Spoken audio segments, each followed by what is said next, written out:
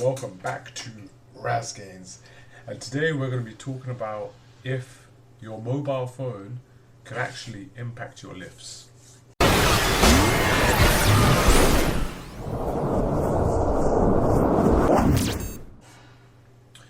So starting from how your mobile phone affects you, there's been multiple, and I mean multiple, reports, findings, studies to show and suggest how it could all affect your brain, your mental health, your focus, your emotions.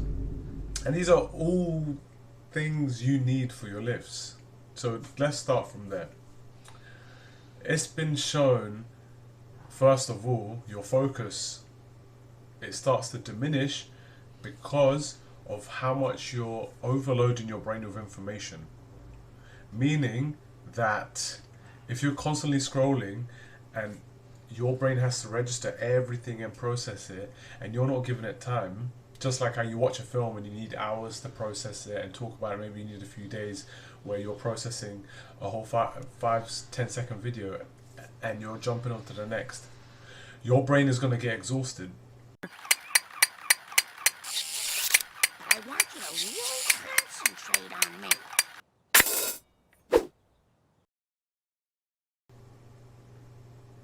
And then also, mental fatigue. This is a serious thing that follows up from my last point. If it's getting overloaded, your brain is going to ask for some rest. More likely than not, it's just going to not focus. So you lose your attention span because it's like, whoa, give me a break. I don't think they're giving you enough information, Dad. I'll figure it out. I'm gonna use all the power of my brain.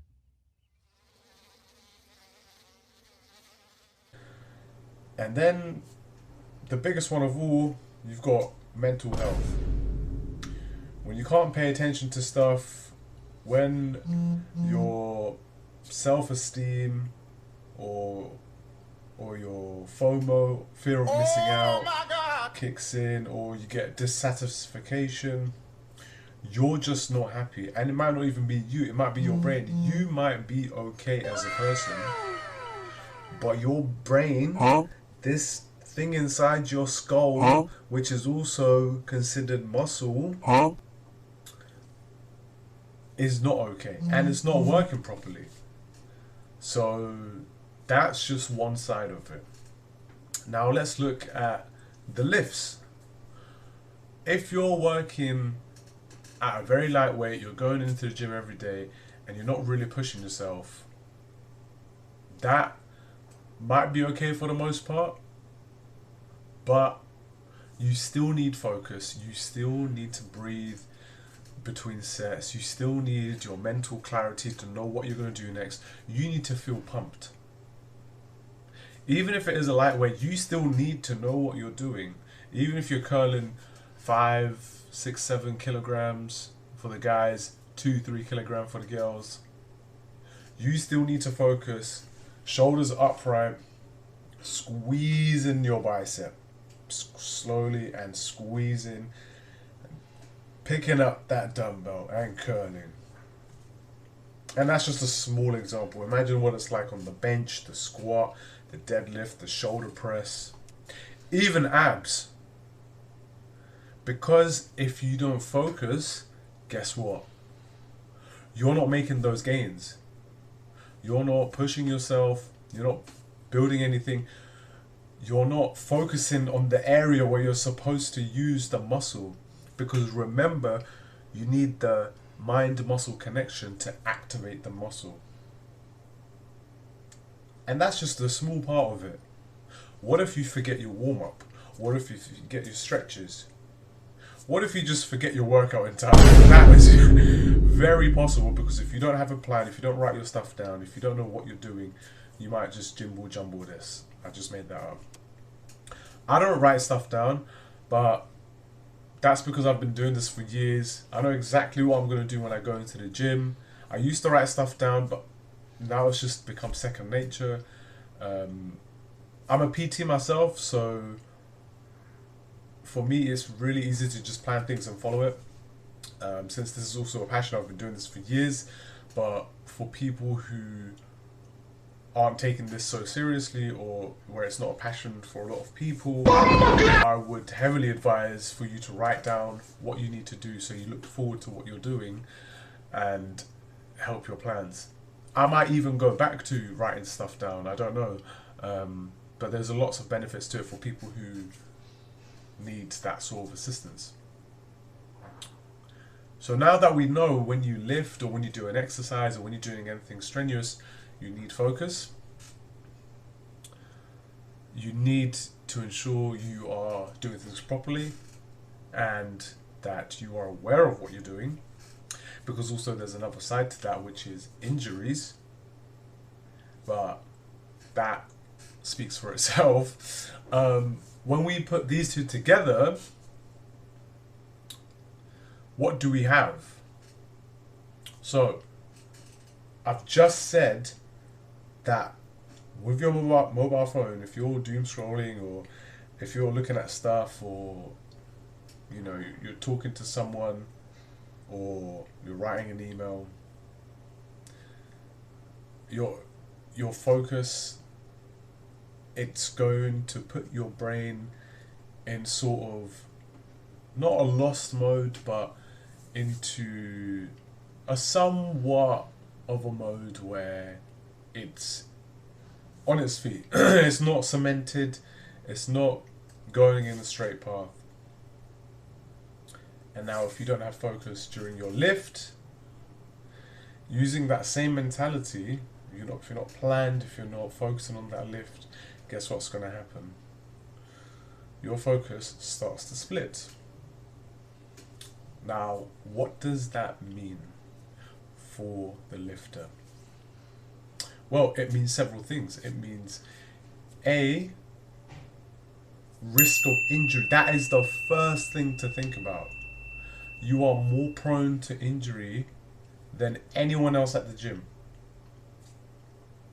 You're not focusing, your attention is split, meaning that you are much more likely to make a mistake whether you're lifting a light, medium, or heavy weight. If you drop even the smallest weight on your face, it's still going to hurt. And then if you compare that to a massive weight, from a 1 kilogram dumbbell to a 20, that's going to do some damage.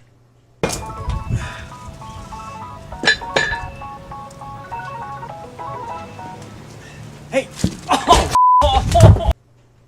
So, risk of injury, that is the first thing that's going to happen.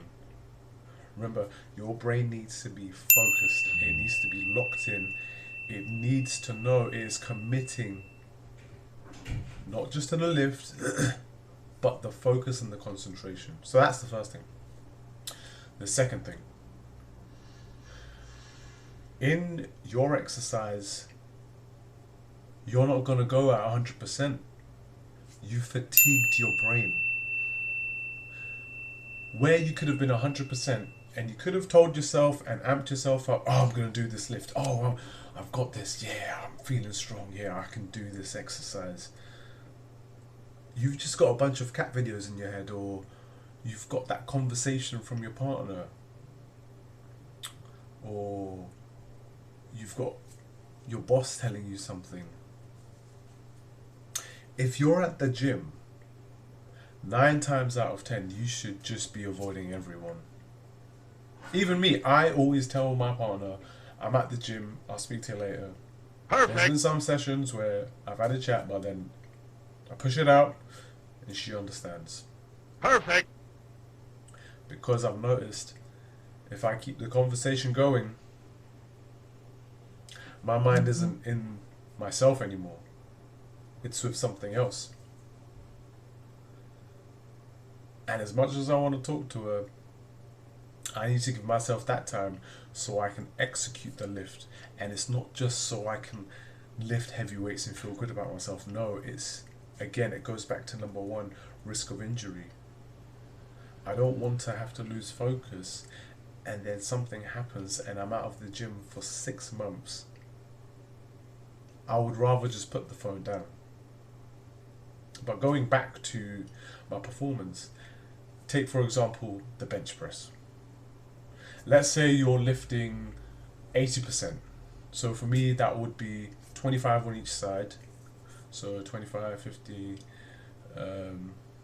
I'm lifting about 70 kg. Not a lot to a lot of you, but for me that's, I can rep that out. And I get a good stimulation there.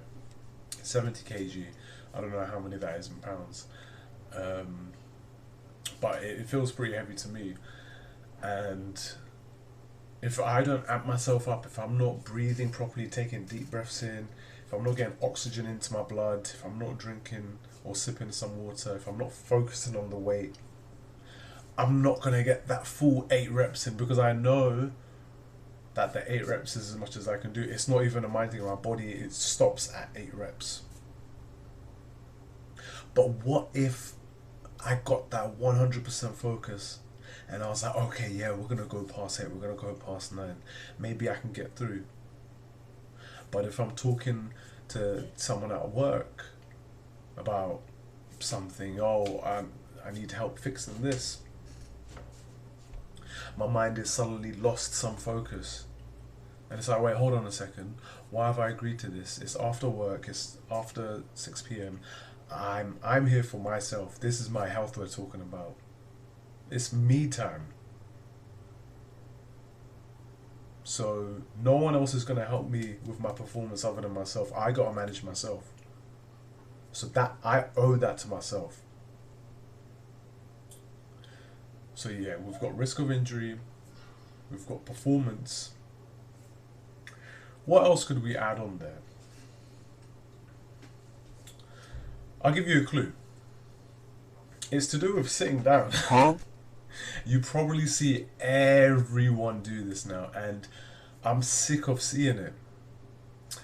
I feel like just going up to people and correcting their posture. It's their posture. They'll be on their phone like this. I don't know if you can see on the camera, but they're literally like hunching over like that. This one I don't think I'd add to the list, but it's an important one because I've seen too many people do it. I did it the first few times when I was on my phone at the gym years ago. And I caught myself pretty quickly because I could feel my spine just bending. And I'm quite conscious of it because I like to sit up straight all the time. Desk, work, even at my nan's. I was there yesterday. My cousin was like, oh, how'd you sit up straight? I don't even know I was sitting up straight. I was just eating rice. And I was telling her how to sit up straight. And this is quite a bad thing. Like, this is going to get overlooked so much. But people don't realize they're hunching over and they're on their phone. It's so bad for the spine. It might not do something for the first week or month, but if you're someone that goes to the gym regularly, 3-4 times a week, and you're sitting down and you're hunched over, not only are you going to impact your neck and the muscles around it, but your entire spine, going all the way down to your lower back, and that is going to cause some issues down the line. We're supposed to go to the gym to make ourselves healthy. We carry this bad habit with us to the gym. Now let me ask you this. Would you bring a donut to the gym? Would you bring a kebab? Obvious answer is no. If you do, then you're probably a streamer or a YouTuber, or you just need some help. book a consultation with me. Give me a message if you've got issues. But no, that is an obvious no. So why would you bring those bad habits in? Maybe people don't understand these habits. Maybe that's the issue. Maybe you need to identify them first. But I've identified them here in this video. So if you've watched this video and you've stuck around this far, now you know what the bad habits are and what the distractions of a phone does to you. If you continue to use a phone and be distracted, that's on you. I've done all I can, but you are going to hinder yourself in your performance, your gains, putting yourself at injury more, because you've decided to ignore this message and continue the way you do. And that's fine. I'm not going to tell people what to do, but I've noticed it far too much and I can't just let it stick around. And I want people to start talking about this. I just finished watching a video from Will Tennyson about the oldest gym in London. No mobile phones inside, no mirrors, just pure raw strength and community vibes and people supporting each other on their lifts. That's what we should be doing. This gym is 100 years old. They preserved that era, because what we have now, it's bonkers. You gotta do better. Be better as well. And on that note, I'll leave you guys to it.